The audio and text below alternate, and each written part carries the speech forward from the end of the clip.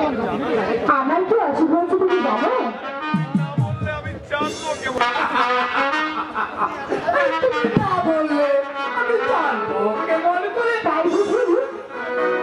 আচ্ছা গেলে তো আমাদের তাকায় না। আমার কি অসুখ হয়েছে?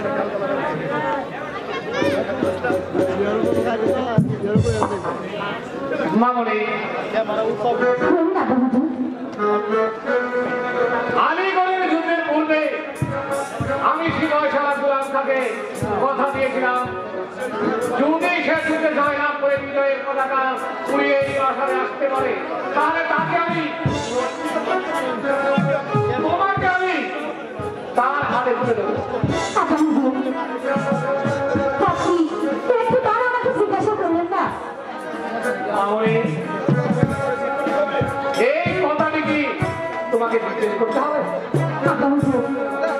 তাহলে শুনুন, পিতামাতা জন্মকথা আর তো কিছু নয়, তাই বিধাতারই কর্মের কথা সকল শাস্ত্র। মামনি, তোমার এই কথার অর্থ কি? এই কথার অর্থ হলো আমার আমার বিয়ে হয়ে গেছে। বিয়ে হয়ে গেছে তোমার? কার সঙ্গে? কোথাকার রাজপুত্র সে? তার নামই বাকি? শুনুন, আমার স্বামী কোনো রাজপুত্র নয়, আমার স্বামী হয়েছে বীর বিখ্যাত লাঠিয়ার মালিক সর্দারের ছেলে। তা আমার স্বামীর নাম মোহাম্মদ আবু বকর।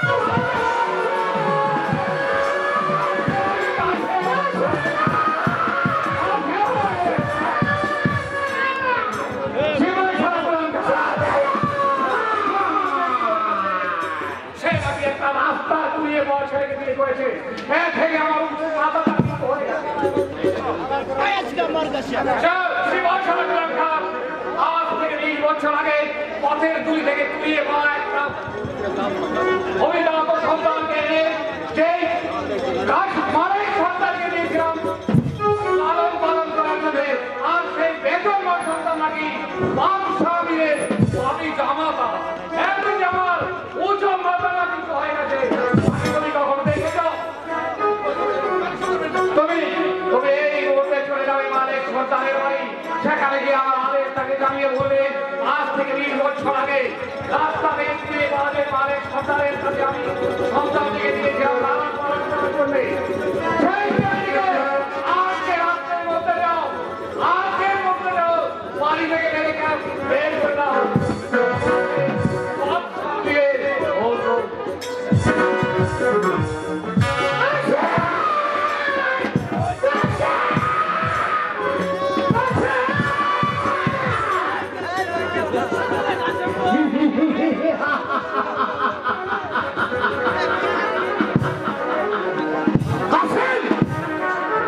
শিকার থেকে রাস্তায় কুড়িয়ে পেয়েছিলাম তোকে। তুই শুধু রাস্তায় কুড়ানো বা সন্তান নয়, তুই হচ্ছিস জারদের সন্তান। আর সেই জারদ সন্তান হবে কিনা মিশরের বাদশা বীরের বাপি জামাতা, সেটা ভাবতেও ঘৃণা হয়।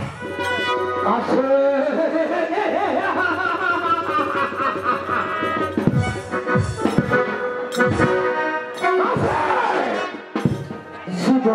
বুকের মধ্যে তুই অগ্নি আগুন ধরে দিয়েছিস, আমার বুকের মধ্যে বলছে বলছে খাও দাও করে সে মালা হারানোর ব্যথা। তাই তো তোকে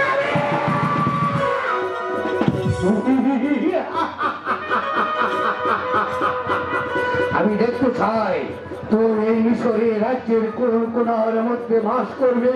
তোকে আমি দুনিয়া থেকে সরিয়ে দেবো এই জন্য খুঁজে